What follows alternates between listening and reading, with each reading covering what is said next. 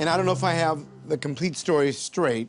Were you riding a moped or a motorcycle? It was one of the little moped things. I had a fever, so I was going to the pharmacy to get medicine. As I was driving, I sort of passed out. I drove into a steel fence.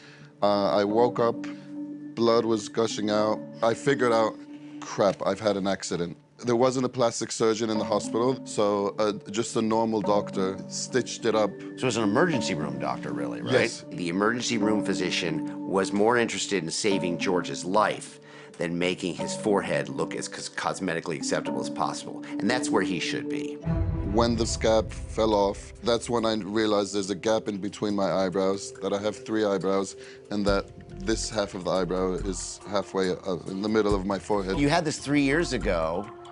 Out of curiosity, how come you haven't had this fixed yet? Well, the doctor said for the first year I can't touch it until it heals 100%, and my daughter's 1. I want to fix it before she gets older. So she says, Dad, what happened to your eyebrow? Yes, exactly. She still sort of points to it and touches it. So why don't we go to the exam room and take a look? Beautiful, sounds good, thank you. It's one thing to have an abnormality that you can hide with your clothes, but when you have it in the middle of your face, you can't hide it. I just hope that we can help him. Let's take a peek. Lower your chin for us. So this scar, so you have a big scar. This actually is not bad here, but you have that big scar right in the center. Yeah. So your tissue is a little tight. Yes. To me, what I think is gonna be the safest way to go, just so that we have absolutely no tension anywhere, is to put something called a tissue expander in your forehead.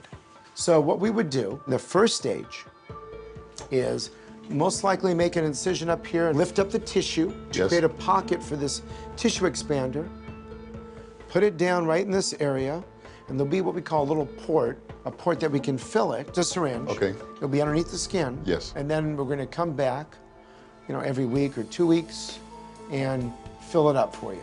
How big do you think it will get eventually? Like the size of a tennis probably, ball? Or? You know, probably maybe a little bit bigger than a tennis ball, but something kind of like that. My immediate thoughts of having a tennis ball sized tissue expander in the middle of my forehead is a bit embarrassing, but at this point I'm willing to do whatever I need to do to get the best results possible.